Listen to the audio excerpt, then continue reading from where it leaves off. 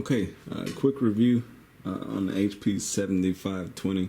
This is another one of HP's brands or models that they call a Photo Smart. It's an all-in-one print, fax, scan, copy, Wi-Fi enabled. I just bought this today. Bought it. It wasn't planned. It was basically in response to my other HP printer pretty much crapping the bed over the weekend. It just doesn't spool, so I'm going to take that apart. But I just didn't have the time to do it right now, so I had to run in the store and buy this. Right out of the box, what you get is a printer. You get maybe 10 sheets of the photo printer paper. I already did a test print. In my opinion, the quality is not that good, but you know, when you buy an all-in-one, you don't necessarily expect to be printing out top-notch quality quality photos. So that wasn't a concern of mine. I do like the scan bed.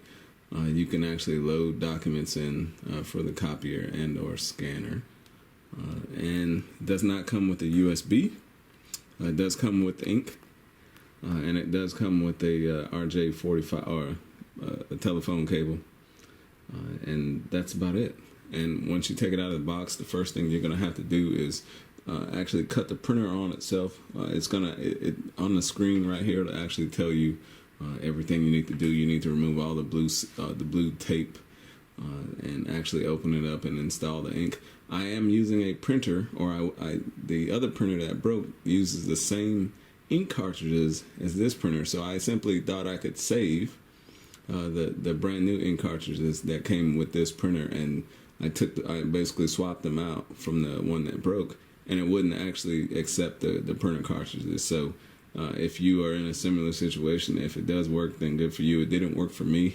All it did, it wouldn't go to the next step. It just simply kept saying load the ones that came with your printer. So when I actually took out the old ink cartridges and loaded in the brand new ones, I went to the next step.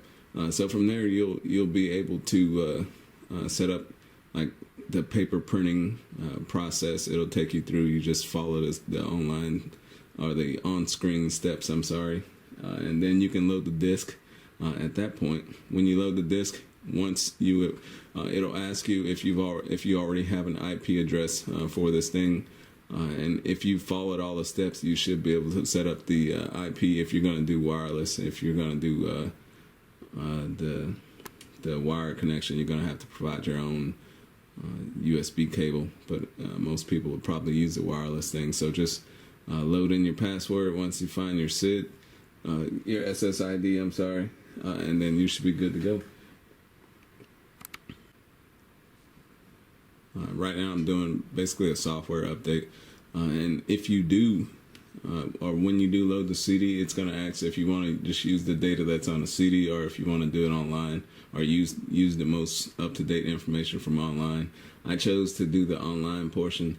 Won't bother to show you that because it's all step by step. Click this first, click this next.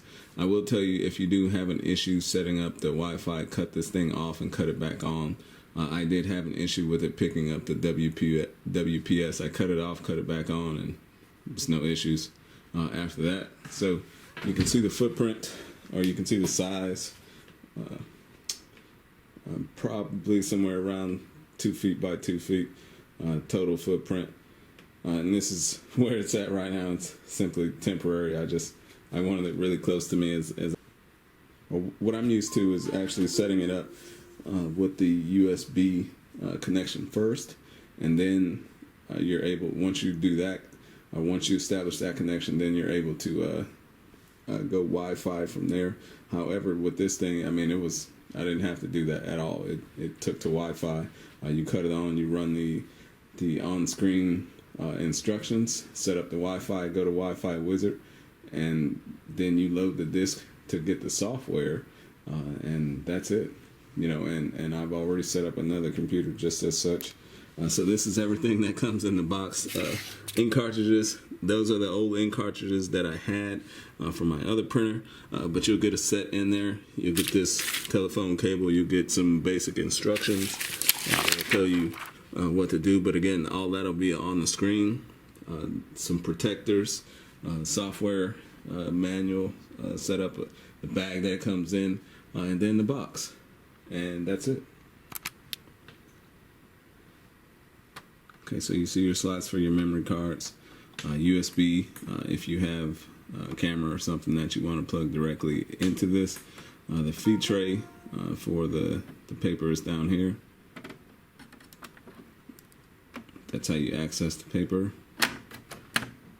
Close it like that, and then the photo paper goes in there. You lift this edge up to get in there to get access to that, and then just like most of these things, to get to the ink cartridges, you lift the top bay and they will spool, and there you go.